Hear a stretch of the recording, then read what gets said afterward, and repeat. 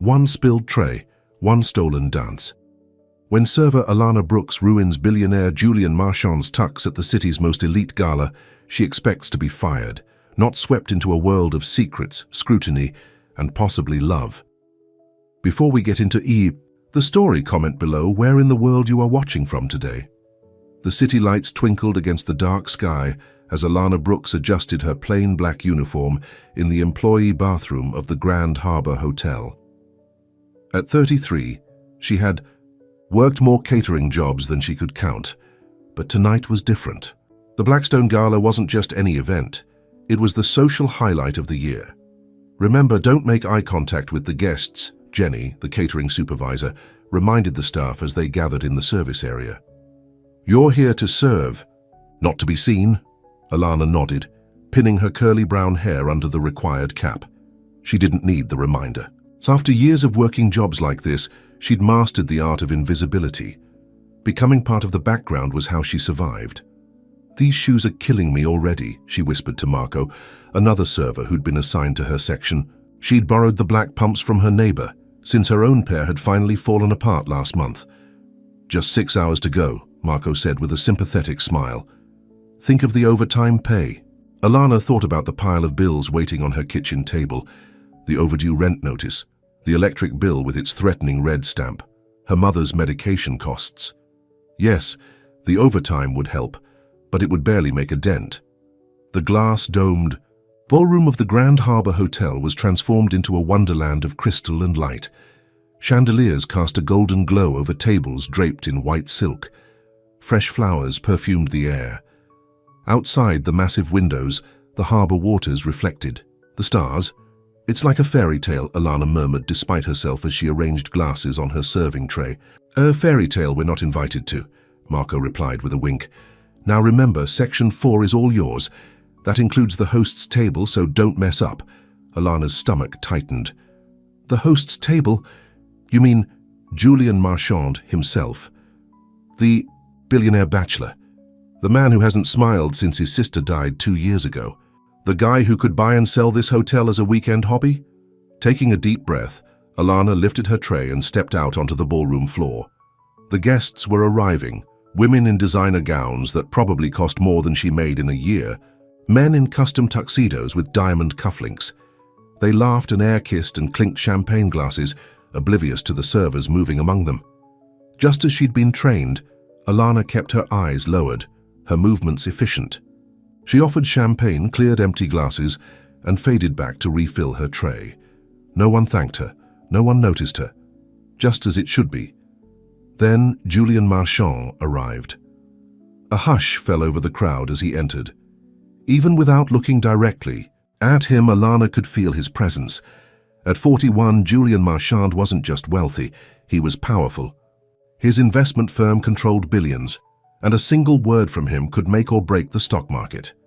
He moved through the crowd with practiced ease, shaking hands and exchanging pleasantries, but there was a distance to him. His dark eyes revealed nothing, his smile never reaching them. The rumors were true. Grief had hollowed him out.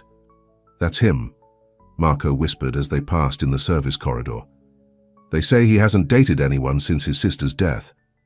Apparently they were really close. Alana looked across the room at the man everyone was watching. He was handsome in a severe way. Tall, with dark hair just starting to silver at the temples, his tuxedo clearly tailored to fit his broad shoulders perfectly. But it was the loneliness surrounding him that struck her, like an invisible wall, keeping everyone at a distance. The evening progressed smoothly. Dinner was served, speeches were made, and donations poured in for whatever charity was being honored.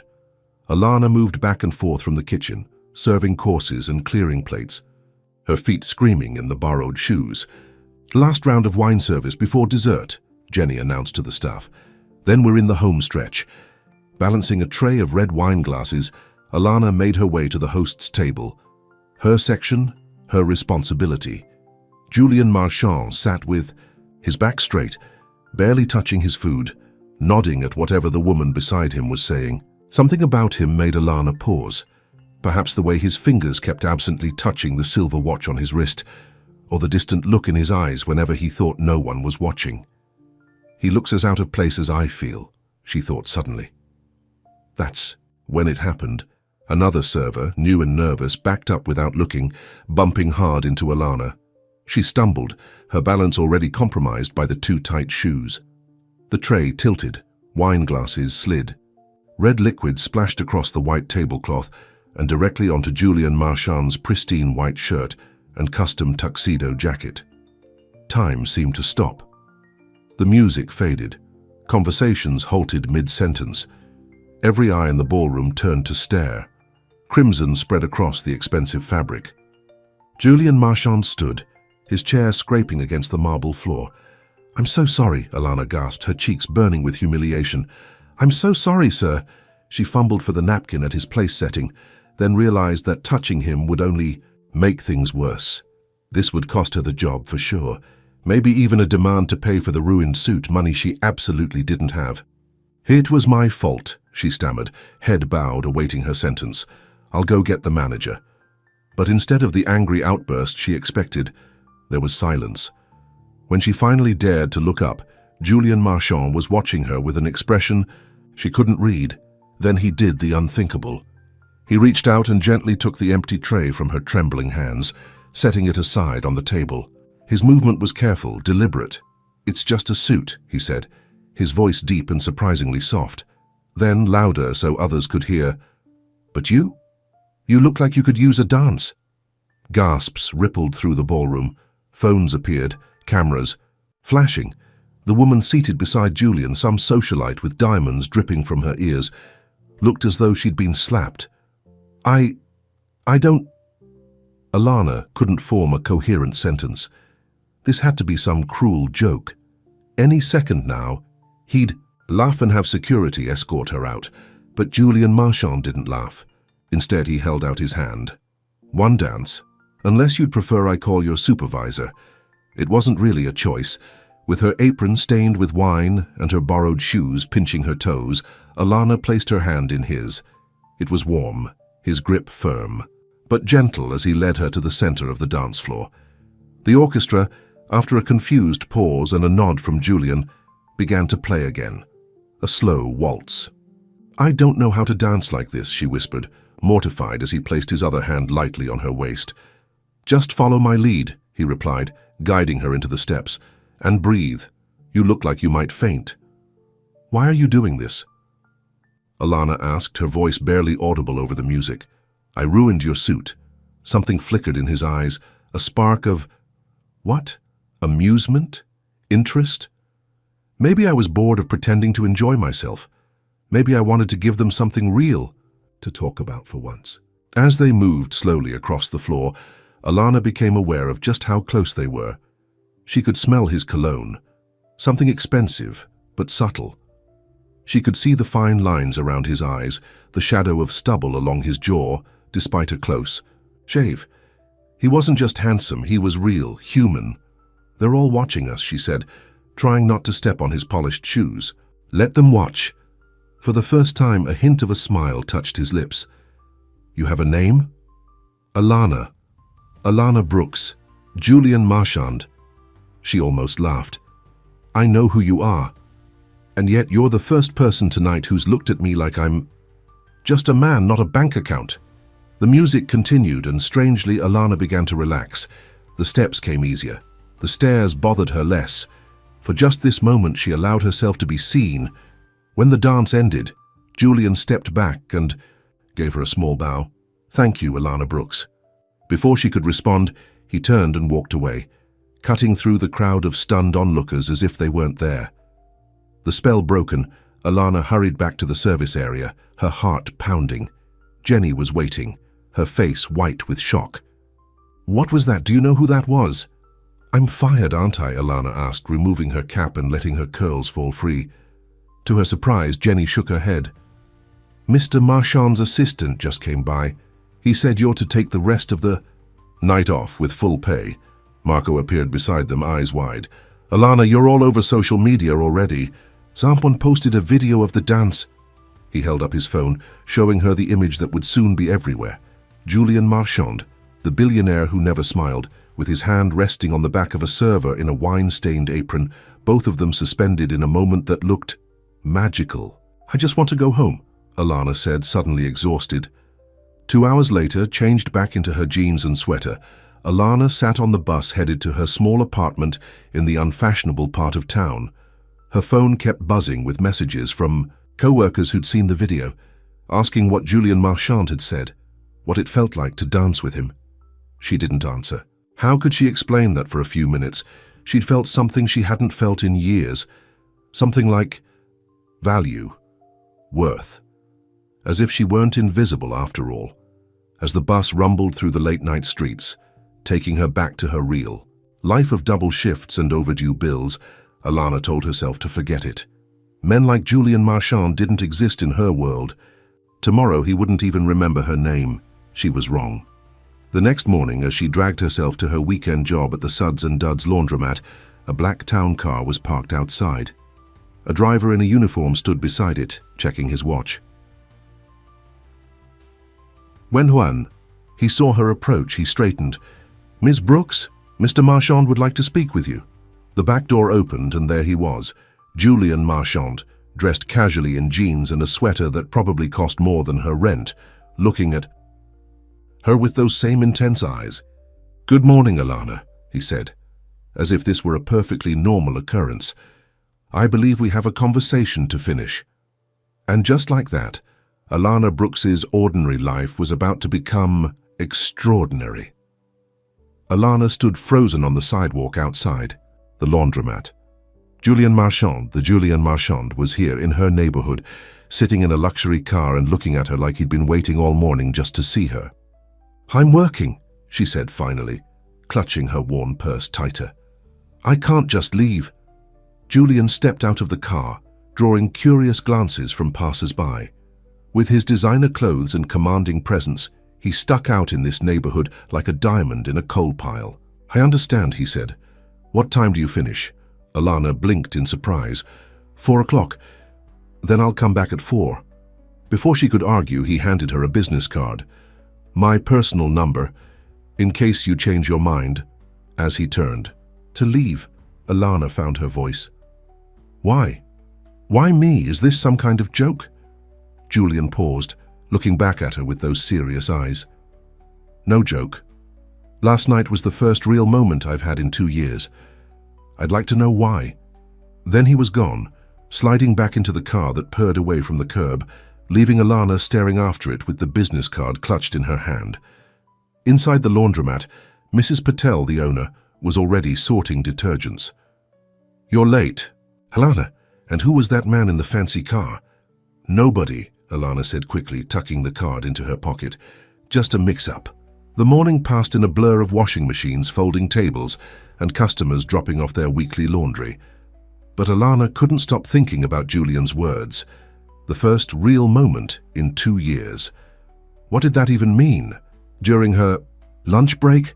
She checked her phone and was shocked to find herself tagged in dozens of social media posts. The video of their dance had gone viral overnight.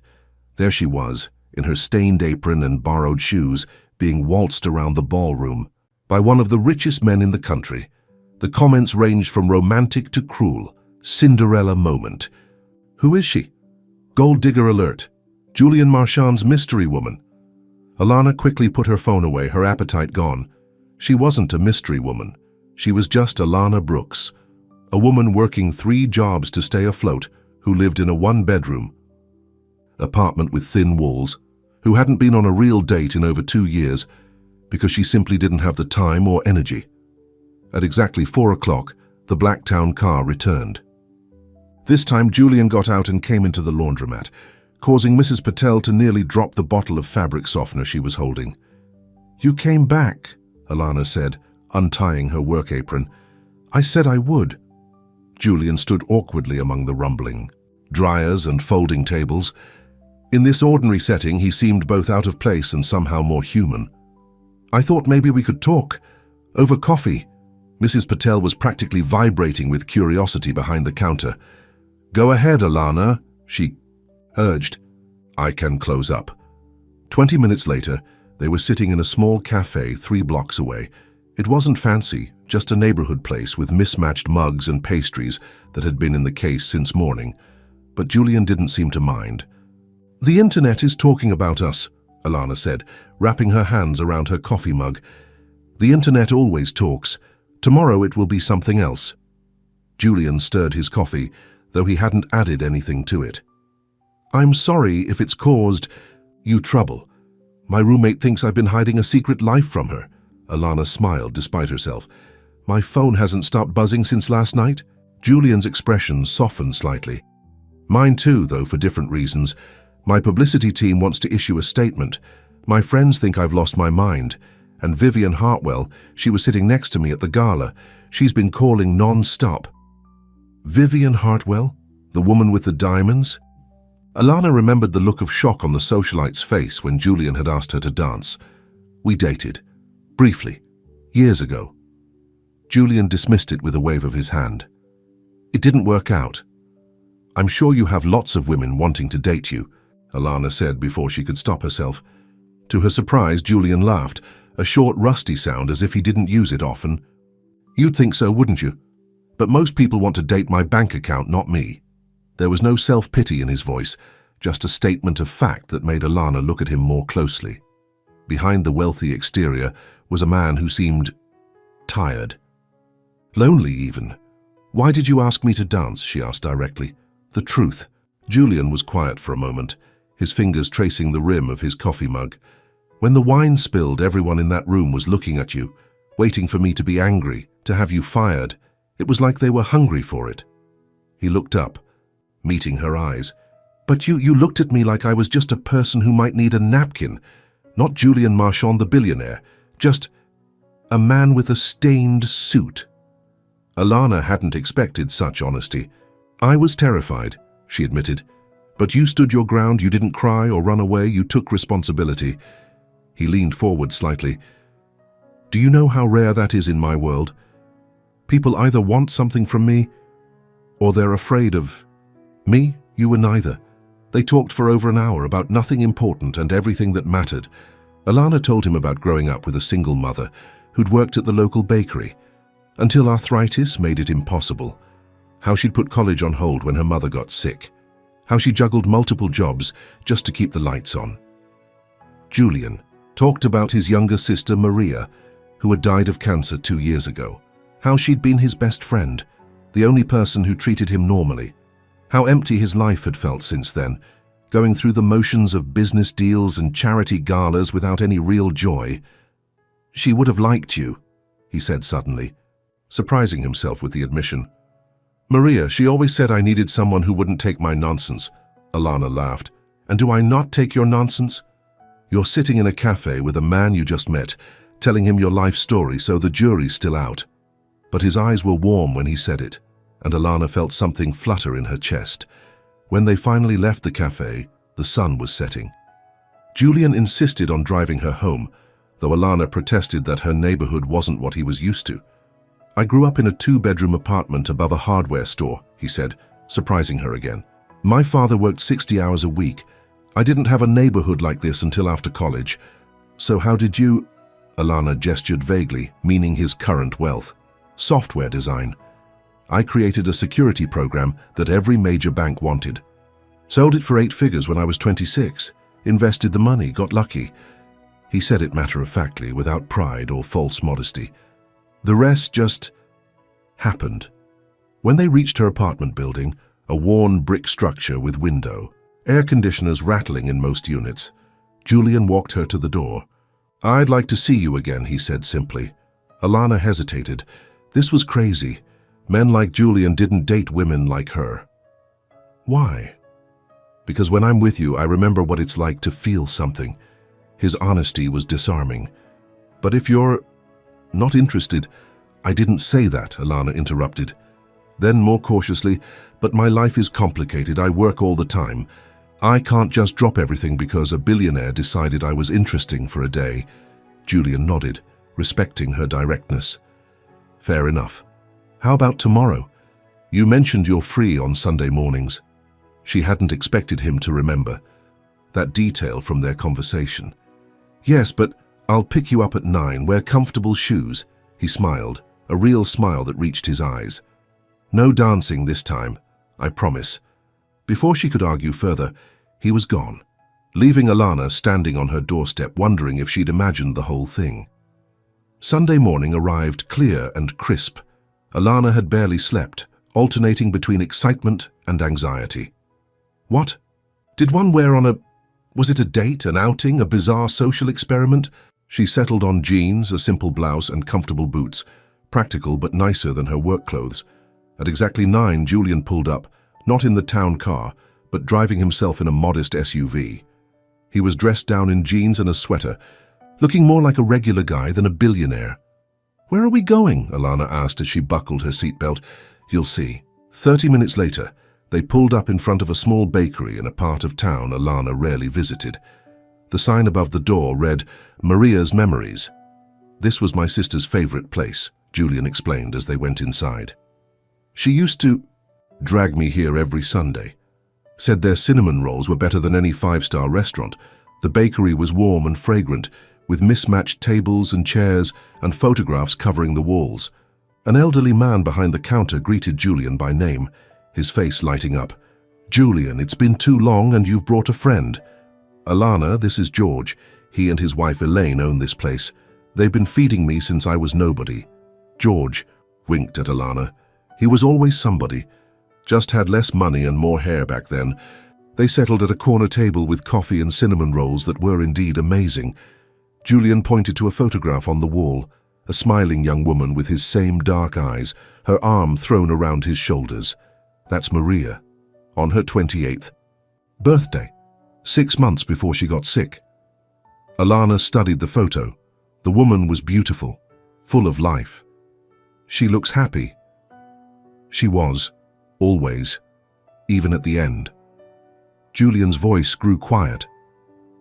"She made me promise not to shut down after she was gone. But I didn't know how not to. Everything seemed grey." "And now?" Alana asked softly.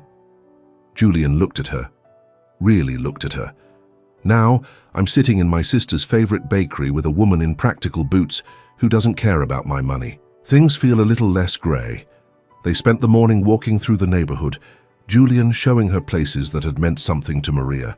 The bookshop where she'd spent hours, the park bench where she'd fed pigeons despite city ordinances. Against it, "She sounds wonderful," Alana said as they sat on that same bench watching children play nearby. She was, the best person I've ever known. Julian seemed lighter somehow, sharing these memories. "What about you? Who's the best person you've known?" "My mother," Alana answered without hesitation. "She worked so hard her whole life, never complained. Always found ways to make even the worst situations seem better. I'd like to meet her someday." The simple statement caught Alana off guard. Someday implied a future, more days like this one. She'd like that. She follows all the business news, knows who you are. "And what would she think about you spending time with me?" Alana laughed. "She'd think I've lost my mind. Then she'd tell me to make sure I don't lose myself instead." Wise woman. As the day went on, Alana found herself relaxing, enjoying Julian's company. He was different than she'd expected. Thoughtful, occasionally funny, more down to earth than his wealth would suggest. When he talked about his business or his charitable foundation, it was with genuine passion, not arrogance. By late afternoon, when he drove her home, something had shifted between them. A connection, tentative but real. "Thank you for today," Julian said as they stood outside her building. "For letting me share Maria with you." "Thank you for the best cinnamon roll I've ever had," Alana replied with a smile. Julian hesitated, then reached out to tuck a strand of hair behind her ear. The gesture was gentle, almost reverent. "I'd like to see you again. Maybe dinner next time?"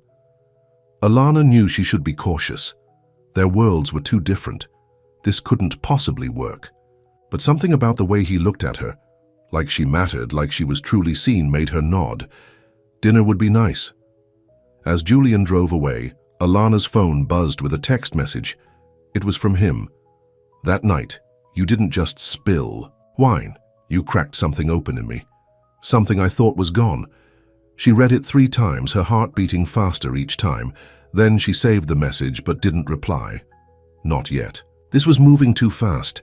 feeling too much like the beginning of something she wasn't sure she was ready for. But that night, as she lay in bed, she found herself smiling at the ceiling, wondering what it might be like to be the woman who brought Julian Marchand back to life. Over the next 3 weeks, Alana's life transformed in ways she never could have imagined. Julian called or texted her daily, working his schedule around her multiple jobs to see her whenever possible. Their dinner date turned into lunch dates, walks in the park, and quiet evenings watching old movies at her apartment. Julian sitting comfortably on her worn couch as if he belonged there. "You know, we could go to my place," he suggested one evening as they shared takeout Chinese food. "The view is pretty amazing." "I'm not ready for that," Alana said honestly. "Your world, it's intimidating." Julian set down his chopsticks. "You think I'd be different there?" "No, I think I would be." She couldn't quite explain the fear that his world, with its wealth and privilege, would only highlight how much she didn't belong. He seemed to understand without her having to say it, reaching over to squeeze her hand. "When you're ready, no pressure." That was the thing about Julian that surprised her most. His patience. He never pushed, never tried to impress her with his money or influence. When they went out, he chose simple restaurants where she felt comfortable. He listened when she talked about her mother or her struggles with bills. He laughed at her jokes and shared stories from his own past, both the humble beginnings and the high-powered present. And gradually, Alana began to see the man behind the billionaire image. The man who worked too many hours because staying busy kept the grief at bay. The man who remembered his assistant's birthday and his driver's children's names. The man who could discuss literature and old movies with the same enthusiasm as business strategies. "You're not what I expected," she told him one evening as they walked along the harbor, hand in hand. "What did you expect?" he asked, genuinely. "Curious, I don't know. Someone colder, more concerned with status, less interested in regular people." Julian smiled ruefully. "I think I was that person for a while after Maria died. Work became everything. People became transactions." He looked out at the water. "It's easy to lose yourself when the world only sees your bank account." Alana squeezed his hand. "Well, I see you now, the real you." He pulled her closer, pressing a gentle kiss to her forehead. "That's why I can't seem to stay away from you." Their relationship was developing in a way that felt both thrilling and terrifying to Alana. She was falling for him, falling hard, but the reality of their different worlds was never far from her mind. That reality came crashing in the following week. Julian had invited her to dinner at a small Italian restaurant they both enjoyed. When Alana arrived, wearing a simple dress she'd splurged on during a rare shopping trip, she found him waiting at their usual corner table. But he wasn't alone. A stunning woman with perfectly styled blonde hair and a designer dress sat beside him, her hand resting possessively on his arm. Vivian Hartwell, the socialite from the Gala. Julian stood immediately when he saw Alana, his face tight with tension. "Alana, I didn't know Vivian was coming." Vivian turned, assessing Alana with cool blue eyes. "So this is her, your charity case," she smiled thinly. "I had to see for myself." "Vivian," Julian warned, his voice low, "you should leave." "Why?" "I'm just getting to know your little server girl." Vivian's smile didn't reach her eyes. "Tell me, dear, what's your angle? Do you think he's going to set you up with a nice trust fund? Buy you a pretty apartment?" Alana felt her cheeks burn. "I should go," she said quietly. "Alana." "Wait." Julian reached for her arm, but she pulled away. "No, really, it's fine. You two obviously have things to discuss." She turned and walked out, ignoring Julian calling her name. Outside, she took a deep breath of the cool evening air, trying to steady herself. She'd only made it half a block when Julian caught up to her. "Alana, please, that wasn't planned. She just showed up." "It's fine, Julian, really." Alana kept walking, not meeting his eyes. "But she's right, isn't she? This was never going to work. We're from different worlds." Julian stepped in front of her, forcing her to stop. "Look at me, please." When she finally did, his eyes were intense, almost desperate. "I don't care about our different worlds. I care about you. Only you." "And what about people like Vivian? The society page is calling. Be a gold digger?" The business associates wondering what game you're playing. All the doubts she'd been pushing away came flooding back. I'm not equipped for that kind of scrutiny, Julian. Then we'll face it together. He took her hands in his. Vivian is jealous. She always thought she'd be the one to save me after Maria died. But you're the one who made me feel again, Alana, not her, not anyone else. The sincerity in his voice made her resolve waver. I'm scared, she admitted, not of people like Vivian, but of falling for you completely and then realizing this was just a phase, an interesting diversion in your complicated life. Julian's face softened. I've never been more serious about anyone. Come with me. There's something I want to show you. Reluctantly, Alana let him lead her to his car. They drove in silence through the city, finally stopping in front of a large modern building with a sign that read, The Maria Marchand Foundation. What is this? Alana asked as he parked. Something I've been working on. Something I should have done a long time ago. Julian led her inside, using his keycard to access the empty reception area. After Maria died, I set up a foundation in her name, but it was just performative. Writing checks, attending galas, letting other people handle the details. They walked through the space, open and bright even in the evening dimness. There were classrooms, a computer lab, meeting spaces. What changed? Alana asked, running her hand along a desk. You did. Julian turned to face her. You asked me what I'd done with all my grief, remember? That first week when we were talking about Maria. Alana nodded. She'd asked him if he'd found any way to channel his pain into something productive, the way her mother had taught her to do. It made me think, Julian continued. Maria was a teacher. She believed education was the key to changing lives. So I redesigned the foundation. Now we offer scholarships, job training, mentorship programs. We focus on single parents, adults returning to education, people like you, Alana, people with potential who just need a chance. Alana was speechless, taking in the scope of what he was showing her.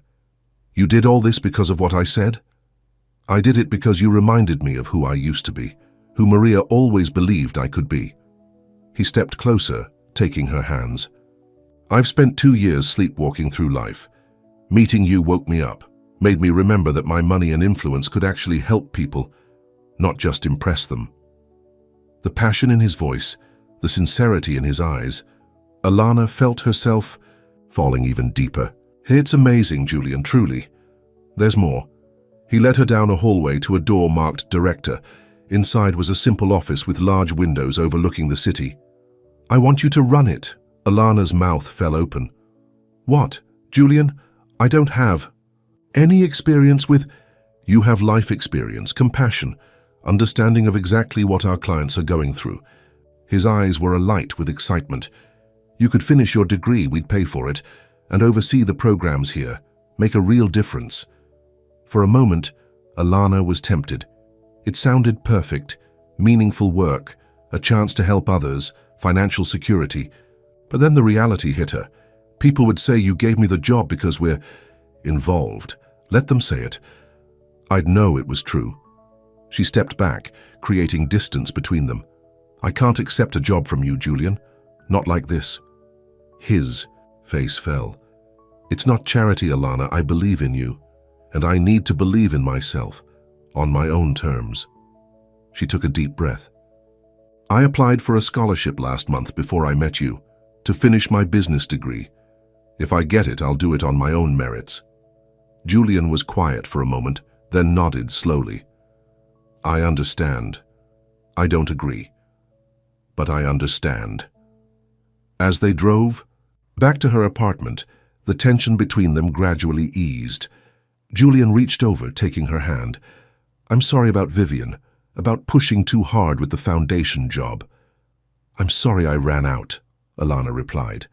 I guess I'm still not sure how I fit into your life. You fit perfectly, he said simply. The question is, do I fit into yours? It was the right question, one Alana had been asking herself for weeks. As they reached her building, she turned to him. Why don't you come up? I think we need to talk. Upstairs, her small apartment felt different with Julian there. Not because of his presence, which had become familiar, but because of the weight of what hung between them now. I've been holding back, she admitted, sitting beside him on the couch. Keeping parts of myself separate because I'm afraid of how this ends. Julian took her hand. How do you want it to end? That's just it. I don't. But everything in my experience says it will. Men like you don't end up with women like me, except in fairy tales. Maybe it's time to rewrite the story. Julian's voice was gentle but firm. I don't want Vivian or anyone like her. I don't want the society women who see me as a status symbol, or the business partners who want to set me up with their daughters. I want you, Alana, just you. The intensity in his eyes made her breath catch. How can you be so sure?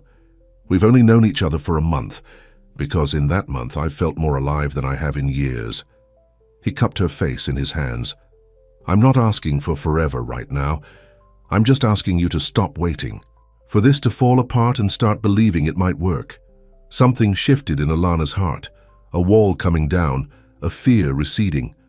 She leaned forward, pressing her lips to his in a kiss that started gentle but quickly deepened into something more urgent.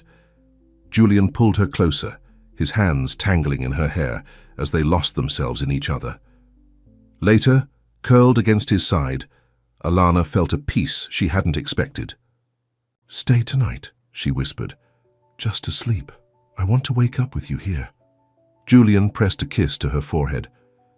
There's nowhere else I'd rather be.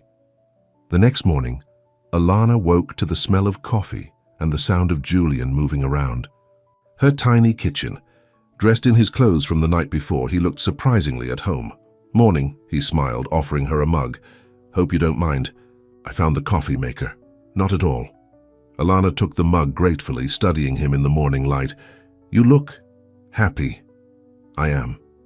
He sat beside her on the bed. What about you? Before she could answer, her phone buzzed with a text message, then another, and another. What in the world? Alana reached for her phone and felt her stomach drop. Oh no, Julian leaned over. What is it? Alana showed him the screen, a photo of them from the night before kissing outside her apartment building. The headline read, Marchand's server girl, more than a dance? It's everywhere, she said, scrolling through more messages. Someone must have followed us. Julian's jaw tightened. I'm so sorry, Alana, this is exactly what you were afraid of. It's not your fault. She set the phone down, but it does make everything more complicated. Before Julian could respond, there was a loud knock at her door. Alana wrapped her robe tighter and went to answer it, expecting her nosy neighbor. Instead, she found herself face to face with a tall, distinguished-looking man in an expensive suit. Miss Brooks, he said, his voice cold. I'm Alexander Marchand, Julian's brother and business partner. We need to talk. Behind her, Julian appeared in the doorway, his expression hardening at the sight of his brother. Alexander, what are you doing here? Damage control. Alexander held up his phone, showing the same photo that had just upended Alana's morning. The board is meeting in an hour. We need to discuss how to handle in this situation. The way he said situation, his eyes flicking dismissively over Alana, made her blood boil. But before she could speak, Julian stepped forward. There is no situation to handle, he said firmly. Alana and I are together. That's all anyone needs to know. Alexander's laugh was short and humorless. That's naive, even for you, Julian. This girl, her name is Alana, Julian interrupted, his voice dangerously quiet. Fine, Alana. Alexander emphasized the name with barely concealed disdain. Do you have any idea what this looks like? Our investors are already calling. The Westfield deal could fall apart over this. Over what exactly? Alana found her voice. Two consenting adults dating? Alexander turned to her, his expression cold. Over Julian Marchand, who hasn't been seen with a woman in 2 years, suddenly. Carrying on a public affair with a server he met at a charity gala. It looks like a midlife crisis at best, a scandal at worst. That's enough. Julian moved to stand beside Alana, his arm going around her waist. I'm not discussing this here. If the board wants to meet, fine. But Alana isn't a topic for discussion. Alexander studied them both, something calculating in his eyes. You're serious about her? Completely. Then you're a fool. Alexander straightened his already perfect tie. "I'll see you at the office. Don't be late." With that, he turned and left, the door closing firmly behind him. In the silence that followed, Alana felt a tremor run through Julian. Not fear, but anger, barely controlled. "I'm sorry you had to hear that," he said finally. "Is he right?" Alana asked quietly. "About your investors, the deals?" Julian sighed, running a hand through his hair. "Possibly. Some of our older, more conservative clients might be concerned, but it doesn't matter." "Of course it matters. Your business is just a business." Julian turned to face her fully. "What I feel for you matters more." The conviction in his voice made Alana's heart swell, but the practical part of her, the part that had been managing tight budgets and hard choices for years, couldn't ignore reality. "You should go to that meeting," she said. "Handle this properly. We have time to figure things out." Julian studied her face. "You're not running away?" "No." Alana smiled, a new determination strengthening her resolve. "I think it's time. I stopped hiding and started fighting. For us." Julian pulled her into his arms, holding her tight. "I was hoping you'd say that." As he left for the meeting, promising to call her as soon as it was over, Alana felt a strange mixture of fear and excitement. Their private bubble had burst, exposing their relationship to the harsh light of public scrutiny and judgment. But for the first time in her life, Alana felt something worth fighting for. Something that mattered more than her fears. What she didn't know was that Alexander Marchand was already making calls of his own, calls that would put her relationship with Julian to the ultimate test. The next week tested Alana in ways she never expected. Her phone rang constantly with calls from reporters seeking interviews. Co-workers who had barely noticed her before now watched her every move, some with envy, others with thinly disguised contempt. Even her landlord stopped by, hinting that the sudden attention might violate some obscure clause in her lease about maintaining a low profile. But the worst was the online speculation. People who had never met her dissected her life, her motives, her worth. Old photos from her social media accounts surfaced. Someone even tracked down her high school yearbook picture. "Don't read the comments," Julian advised during their nightly phone calls. The board meeting had stretched into days of damage control, keeping him busier than usual. "Hard not to when people are sharing them directly to my profiles," Alana replied, trying to keep her voice light despite the knot in her stomach. Julian sighed heavily. "I'm sorry. This will die down eventually." But they both knew it wouldn't. Not really. As long as they were together, Alana would be subject to this kind of scrutiny. The question was whether their relationship was strong enough to withstand it. On Friday morning, Alana arrived at the Suds and Duds laundromat to find Mrs. Patel looking troubled. "Someone's been asking questions about you," the older woman said. "A man in an expensive suit, very polite, but something about him didn't feel right." Alana's heart sank. "Did he leave a name?" "No, but he left this." Mrs. Patel handed her a business card, not Alexander's as Alana had feared, but from a private investigator. That evening, when Julian finally managed to come over, Alana showed him the card. His face darkened with anger. "Alexander," he said, his voice tight. "This has his fingerprints all over it. Why would he hire someone to investigate me? What does he think he'll find?" Julian paced her small living room. "Anything he can use." "Alexander believes everyone has a price or a secret." He stopped, turning to her with worried eyes. "Is there anything? Anything at all he might try to use against you?" Alana thought carefully.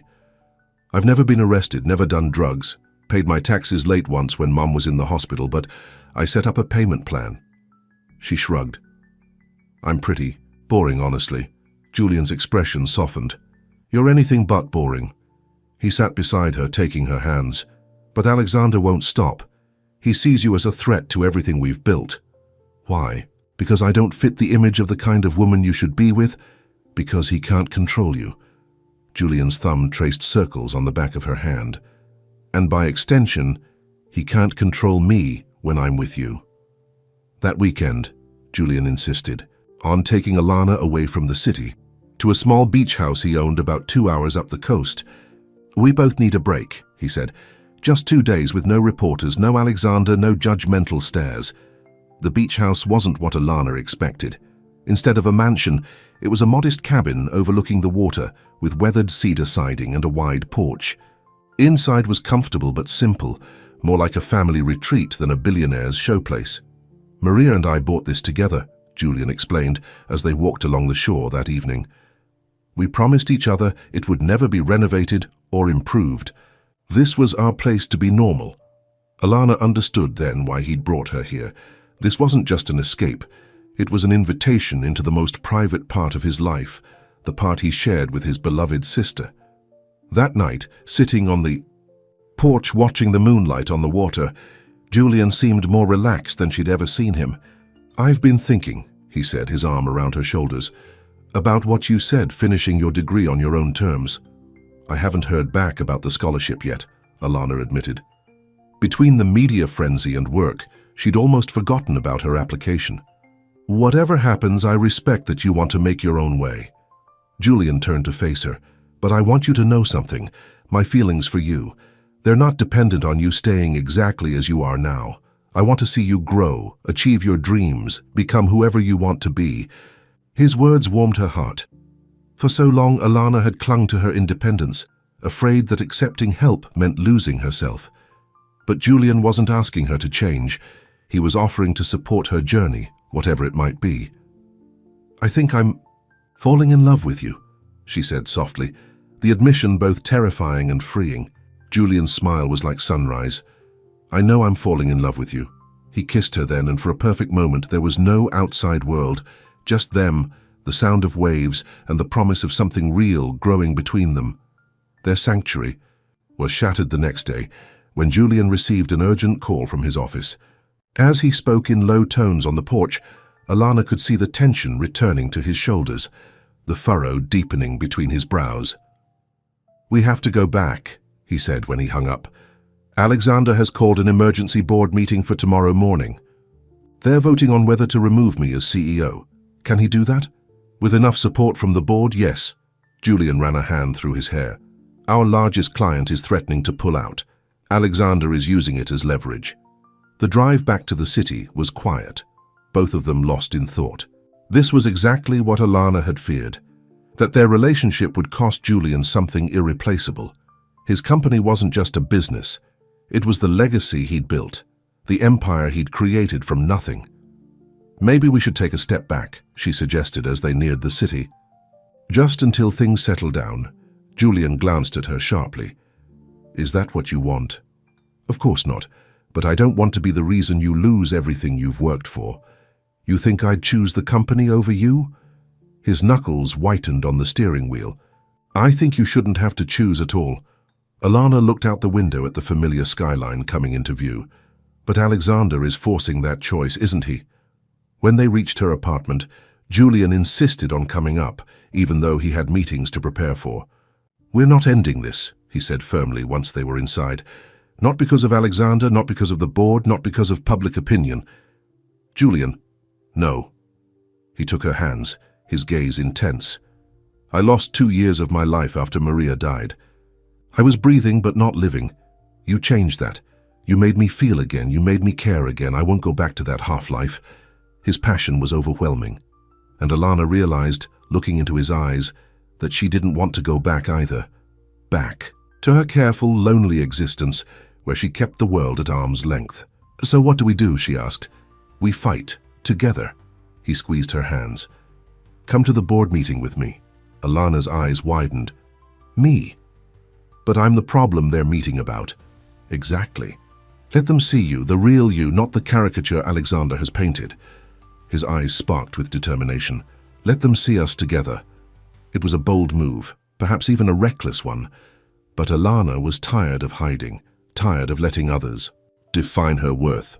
"Okay," she agreed, "but I'll need something to wear." Julian laughed, the tension breaking slightly. "I think we can manage that." The next morning, Alana stood beside Julian in the elevator, rising to the top floor of the Marchand Investments building. She wore a simple but elegant navy blue dress, purchased That morning from a department store, not a boutique. Her hair was pulled back in a neat twist, her makeup minimal. She looked professional, confident, but still herself. "Ready?" Julian asked as the elevator doors opened. Alana took a deep breath and nodded. "Ready." The boardroom fell silent as they entered together.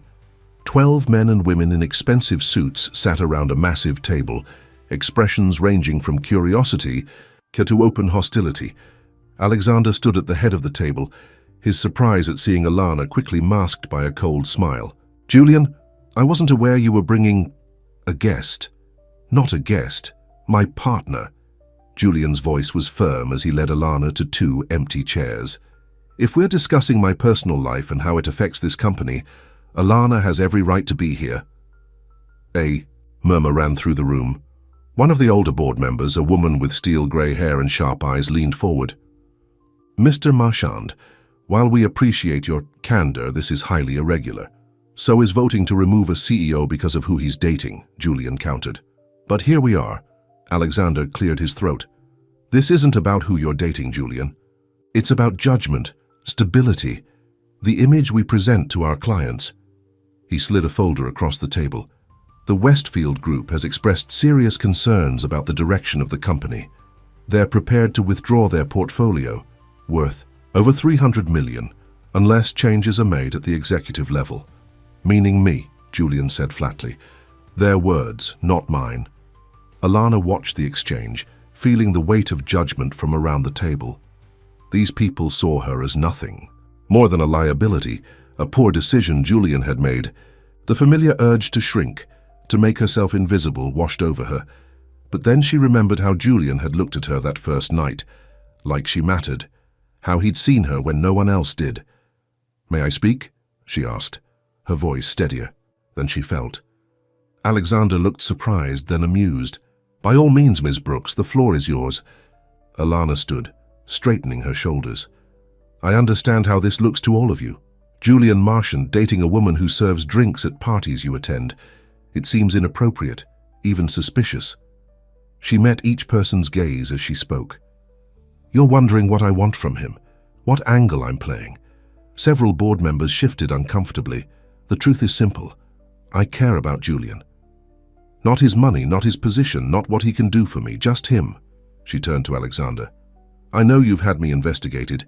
Did your detective find anything worth sharing?" Alexander's jaw tightened. "This isn't—" "Did he?" Alana pressed. "No," Alexander admitted reluctantly. "Nothing of consequence, because there's nothing to find. I'm exactly who I appear to be. A woman who works hard, takes care of her mother and tries to build a better life." Alana looked around the table again. "I didn't ask for the attention that came with dating Julian. I didn't ask to be photographed, or written about or discussed in boardrooms like this one." She took a breath, steadying herself. "But I'm not ashamed of who I am, and I won't apologize for caring about a man who deserves to be cared about for himself, not his bank account." The key. Room was silent when she finished. Julian reached for her hand, squeezing it gently as she sat down. Then the woman with the steel grey hair spoke. "Well, that was refreshing." She turned to Alexander.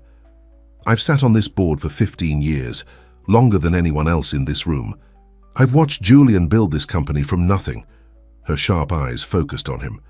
"I've also watched him withdraw from life these past 2 years, move through his days like a ghost." She nodded to Alana. "If this young woman has brought him back to the land of the living, I fail to see how that negatively impacts his ability to run this company. In fact, quite the opposite."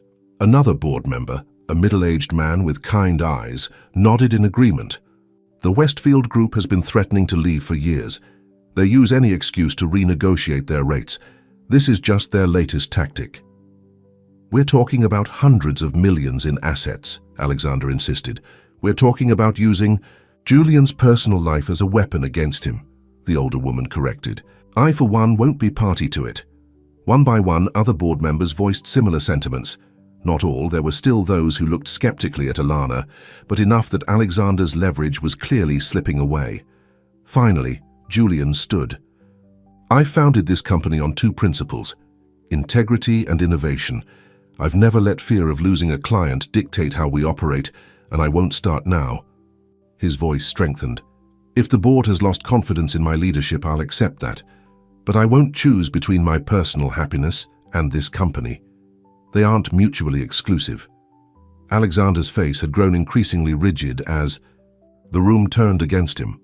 "This isn't over, Julian," he said quietly. "The Westfield account will stay or go based on our performance, not our personal lives," Julian finished for him. "And if they go, we'll survive. We always have." The vote, when it finally came, was decisively in Julian's favor. Alexander left the boardroom without another word, his defeat evident in the stiff set of his shoulders. As the other board members filed out, many nodded respectfully to Alana. The woman with the steel-grey hair paused beside her. "I'm Margaret Whitfield," she said, extending her hand. "Julian's first investor, back when all he had was a good idea and stubborn determination." Alana shook her hand. "It's nice to meet you, Ms. Whitfield." "Call me Margaret." The older woman smiled slightly. "You have courage, young lady. This company could use more of that." With a knowing glance between Alana and Julian, she added, "I look forward to seeing what comes next."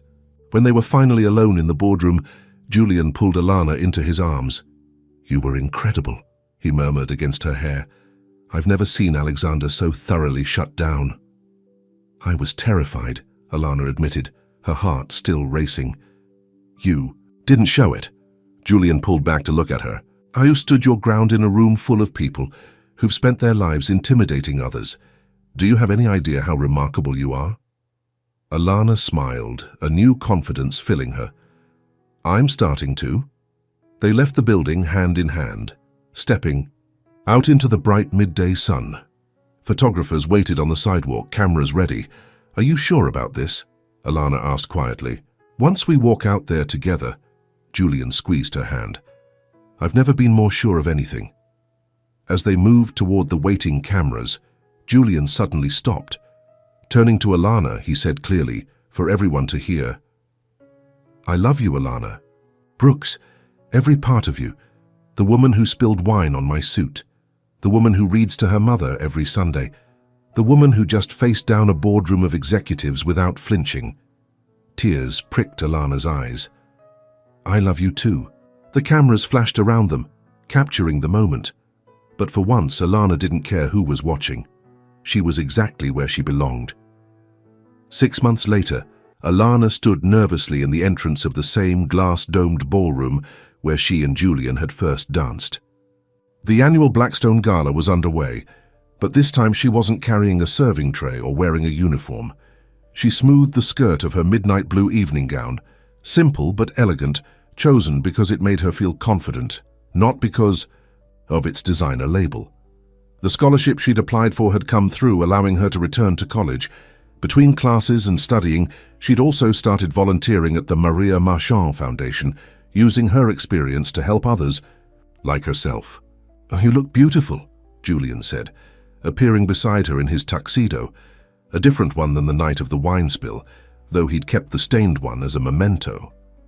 "Still nervous," Alana admitted. Although the media frenzy had eventually died down, being Julian's date at such a public event still felt surreal. "Don't be. Half the people here wish they could spill wine on me just to get my attention." His eyes crinkled with humor. "But I only have eyes for the original." As they moved through the crowd, Alana was surprised by how many people greeted her warmly. Margaret Whitfield introduced her to other business leaders. The foundation's supporters wanted to hear her ideas. Even some of the socialites who had initially snubbed her now sought her out. And then Alana saw her, Vivian Hartwell, as glamorous as ever in a designer gown, watching them from across the room. Julian followed Alana's gaze and squeezed her hand. "Want to say hello?" "Actually, yes." Alana squared her shoulders and walked toward the woman who had once dismissed her as a charity case. Vivian's perfect eyebrows arched as they approached. "Julian, Ms. Brooks." Her tone was cool, but not openly hostile. "Vivian," Julian nodded politely. "You look well," Alana said, meaning it. "That color suits you." Surprise flickered across Vivian's face at the genuine compliment. Thank you. She glanced between them, noting their clasped hands. I see things are progressing. They are, Julian confirmed. Vivian studied Alana with new eyes. You know, when I saw you that first night, in that stained apron looking terrified, I never thought you'd last. Neither did I, Alana admitted honestly. A grudging respect appeared in Vivian's expression. Well, you proved me wrong. She lifted her champagne glass slightly. Congratulations on that. As Vivian walked away, Alana felt a weight lift that she hadn't realized she was carrying. The last shadow of doubt, of not belonging, faded away. Dance. With me? Julian asked, leading her toward the dance floor. The same orchestra from that fateful night began to play a waltz. This time, Alana moved with confidence, following Julian's lead as if they'd been dancing together for years. Happy? He asked softly. More than I ever thought possible, Alana replied, meaning every word. As they turned beneath the crystal chandeliers, Alana caught sight of a woman in an expensive gown watching them from the edge of the ballroom. There was something calculating in her expression, something that reminded Alana of Alexander. Julian followed her gaze. Caroline Westfield, he explained quietly. James Westfield's wife. The Westfield group did pull their account as Alexander predicted. I'm sorry, Alana said. Don't be. We've already replaced that business twice over. Julian's smile was serene. Alexander underestimated both of us. Caroline Westfield made her way toward them, her expression fixed in a society smile. As she reached them, she spoke loudly enough for nearby guests to hear. You really think this will last? She was the help, Julian. She still is. The music seemed to falter. Conversations paused. Alana felt Julian tense beside her, anger flashing in his eyes. But before he could respond, Alana spoke, her voice clear and steady. I was, and I'm not ashamed of that. Hard work never diminishes a person's worth. It reveals it. Julian's face filled with pride as he gazed at her. Then he turned to Caroline, taking Alana's hand firmly in his. Let them see what love looks like when it isn't bought, he said, loud enough for everyone to hear. As Caroline Westfield retreated, speechless for perhaps the first time in her privileged life, Julian pulled Alana close and kissed her. Right. There in the middle of the ballroom, in front of everyone, applause broke out around them. Not from everyone, but from enough people that Alana felt, finally, that she belonged in this world. Not because of Julian's money or influence, but because she had earned her place through courage, integrity, and love. Later that night, as they stood on the balcony overlooking the harbor, Julian handed her a small velvet box. What's this? Alana asked, her heart suddenly racing. Open it. Inside wasn't a ring as she'd half expected, but a key with a small tag attached. The tag read, The Rooftop. Your building rooftop? Alana asked, confused. She'd taken Julian there once to show him where she liked to watch sunsets when life became overwhelming. Julian nodded. I bought the building, not for me, for the foundation. We're converting it to affordable housing for single parents going back to school. His eyes were soft in the moonlight. But I made sure the rooftop would always be accessible. Always. Be a place where people could go to dream bigger dreams. Tears filled Alana's eyes. That's the most perfect gift anyone has ever given me. There's more, Julian said softly. But that comes later, when you're ready. They both knew what he meant. A future together, marriage, perhaps a family someday. But unlike the fairy tales, there was no rush to the ending. Their story was still unfolding one day at a time. Alana tucked the key carefully into her evening bag, then leaned into Julian's embrace. Below them, the harbor waters reflected the stars. Just as they had the night, a wineglass tipped, a tray clattered, and a billionaire with a wounded heart reached out to a woman in a stained apron who had never expected to be seen. What had started as an accident had become the most beautiful surprise of their lives. And though their worlds had once seemed impossibly far apart, they had found their way to each other, proving that sometimes the most unlikely beginnings lead to the most perfect endings.